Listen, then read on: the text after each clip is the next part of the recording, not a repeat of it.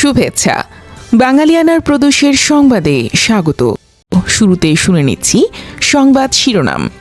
শুরুতেই থাকছে বিশেষ প্রতিবেদন। তুচ্ছ ঘটনায় প্রাণহানি, বিচারহীনতা ও সামাজিক বিচ্যুতি যখন মরণ ফাঁদ। এবার অন্যান্য সংবাদের সঙ্গে বিস্তারিত।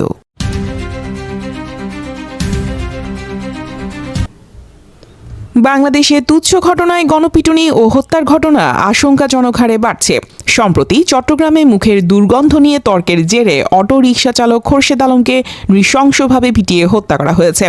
সিসিটিভি ফুটেজে প্রকাশ্য দিবালোকে নিস্তেজ দেহেও আঘাত করার যে চিত্র দেখা গেছে তা জননিরাপত্তার ভঙ্গুর দশা ও মানুষের চরম হিংস্রতাকে উন্মোচিত করে। মনস্তত্ত্ববিদদের মতে অর্থনৈতিক ও রাজনৈতিক অস্থিরতার কারণে মানুষের ধৈর্য ও সহনশীলতা কমেছে। আইনের শাসনের শিথিলতা ও বিচারহীনতার সংস্কৃতি মানুষকে নিজের হাতে আইন তুলে নিতে উৎসাহিত করছে। এই পরিস্থিতি একটি গভীর নৈতিক ধসের ইঙ্গিত দিচ্ছে, যেখানে প্রাণের মূল্যের চেয়ে ব্যক্তিগত জেদ বড় হয়ে দাঁড়িয়েছে। এই হত্যাকাণ্ডের সবচেয়ে ভয়ঙ্কর দিক হল উপস্থিত মানুষের নির্লিপ্ততা। ভিডিওতে দেখা গেছে মানুষ দূর থেকে দেখছে, অথচ কেউ সাহায্যের হাত বাড়িয়ে দিচ্ছে না। এই বাই স্ট্যান্ডার্ড ইফেক্ট বা দর্শকের নীরবতা নির্দেশ করে যে সাধারণ মানুষ এখন পুলিশি ঝামেলা বা অপরাধীদের কোপানলে পড়ার ভয়ে নিজেদের গুটিয়ে রাখছে। মানুষ যখন একে অপরের প্রতি সংবেদনশীলতা হারায়, তখন সেই সমাজ আর নিরাপদ থাকে না। বায়োজিৎ এলাকায় র্যাব কর্মকর্তার উপর হামলার রেশ কাটতে না কাটতেই এই নৃশংস হত্যাকাণ্ড প্রমাণ করে যে অপরাধীদের মধ্যে আইনের প্রতি কোনো ভয় নেই। কেবল দুই একজনকে গ্রেফতার করলেই পরিস্থিতির উন্নতি হবে না। প্রয়োজন দ্রুত বিচার নিশ্চিত করা এবং সামাজিক ও রাজনৈতিক সচেতনতা বৃদ্ধি। খোরশেদ আলমের মৃত্যু যেন কেবল একটি পরিসংখ্যানে সীমাবদ্ধ না থাকে, এটি হোক আমাদের ঘুণে ধরা সমাজকে বদলানোর একটি সতর্কবার্তা। এই হত্যাকাণ্ডের সবচেয়ে ভয়ঙ্কর দিক হল উপস্থিত মানুষের নির্লিপ্ততা।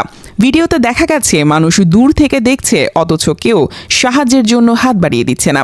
এই বাই স্ট্যান্ডার্ড ইফেক্ট বা দর্শকের নীরবতা নির্দেশ করে যে সাধারণ মানুষ এখন পুলিশি ঝামেলা বা অপরাধীদের কোপানলে পড়ার ভয়ে নিজেদের গুটিয়ে রাখছে। মানুষ যখন একে অপরের প্রতি সংবেদনশীলতা হারায়, তখন সেই সমাজ আর নিরাপদ থাকে না। বায়োজিৎ এলাকায় র্যাব কর্মকর্তার উপর হামলার রেশ কাটতে না কাটতেই এই নৃশংস হত্যাকাণ্ড প্রমাণ করে যে অপরাধীদের মধ্যে আইনের প্রতি কোনো ভয় নেই।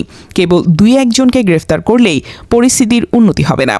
প্রয়োজন দ্রুত বিচার নিশ্চিত করা এবং সামাজিক ও রাজনৈতিকভাবে সচেতনতা বৃদ্ধি। খোরশেদ আলমের মৃত্যু যেন কেবল একটি পরিসংখ্যানে সীমাবদ্ধ না থাকে, এটি হোক আমাদের ঘুণে ধরা সমাজকে বদলানোর একটি সতর্কবার্তা।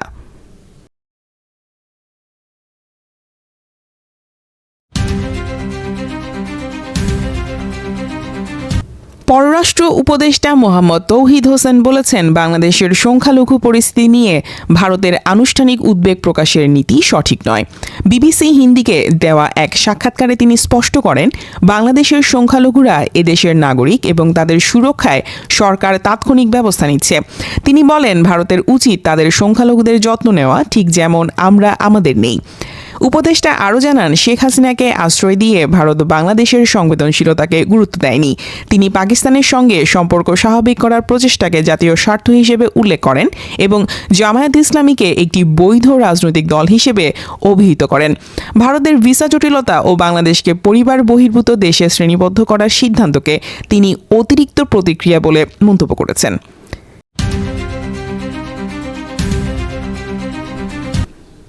গ্রিনল্যান্ড দখলে সামরিক শক্তি প্রয়োগ ও ইউরোপীয় পণ্যে শুল্ক আরোপের হুমকি থেকে সরে এসেছেন মার্কিন প্রেসিডেন্ট ডোনাল্ড ট্রাম্প। বুধবার দাভোসে বিশ্ব অর্থনৈতিক ফোরামে তিনি এই নীতি বদলের ঘোষণা দেন। ট্রাম্প জানান, ন্যাটো মহাসচিব মার্ক রুটের সঙ্গে আলোচনার পর আর্কটিক অঞ্চলের নিরাপত্তা নিয়ে একটি ভবিষ্যৎ চুক্তির কাঠামো তৈরি হয়েছে। অভ্যন্তরীণ সূত্র মতে প্রশাসনের কর্মকর্তাদের চাপে এবং কূটনৈতিক অস্থিরতা এড়াতে ট্রাম্প এই নমনীয় অবস্থান নিয়েছেন। এর আগে গ্রিনল্যান্ড কিনতে ডেনমার্ককে চাপ দিতে তিনি শুল্ক আরোপের হুমকি দিয়েছিলেন, যাকে ইউরোপীয় ইউনিয়ন ব্ল্যাকমেল হিসেবে অভিহিত করে।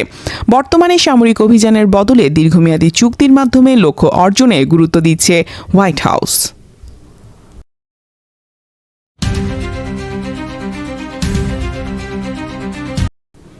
সুইজারল্যান্ডের দাভোসে বিশ্ব অর্থনৈতিক ফোরামের সম্মেলনে বোর্ড অফ পিস বা শান্তি পর্ষদ সনদে স্বাক্ষর করেছেন মার্কিন প্রেসিডেন্ট ডোনাল্ড ট্রাম্প সহ 19টি দেশের নেতা এতে স্বাক্ষর করেন, যার মধ্যে বাহরাইন ও মরক্কো অন্যতম।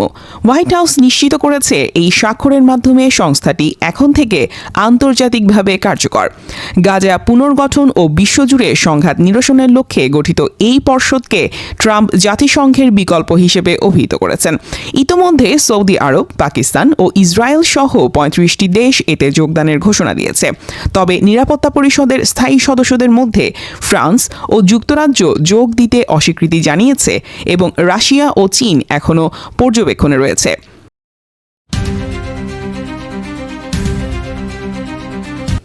ভারতের মাটিতে টি-20 বিশ্বকাপের ম্যাচ না খেলার সিদ্ধান্তে অনড় বাংলাদেশ। আজ বিসিবি, জাতীয় দল ও ক্রীড়া উপদেষ্টা আসিফ নজরুলের বৈঠকে এই অবস্থান পুনর্ব্যক্ত করা হয়। বিসিবি সভাপতি আমিনুল ইসলাম জানান, ম্যাচগুলো শ্রীলঙ্কায় আয়োজনের হাইব্রিড মডেল নিয়ে তারা পুনরায় আইসিসির কাছে যাবেন। ক্রীড়া উপদেষ্টা স্পষ্ট করেছেন, ভারতে না যাওয়ার সিদ্ধান্তটি সরকারের।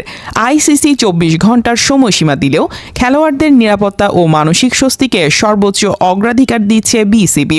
সভাপতি সতর্ক করে বলেন, বাংলাদেশ না খেললে আইসিসি বিশাল দর্শক ও রাজস্ব হারাবে। আইসিসির বোর্ড সভার ভোটাভুটির প্রেক্ষিতে দ্রুতই চূড়ান্ত সিদ্ধান্ত জানাবে বাংলাদেশ। বাঙালিয়ানা প্রদেশের সংবাদ শেষ হলো। ধন্যবাদ।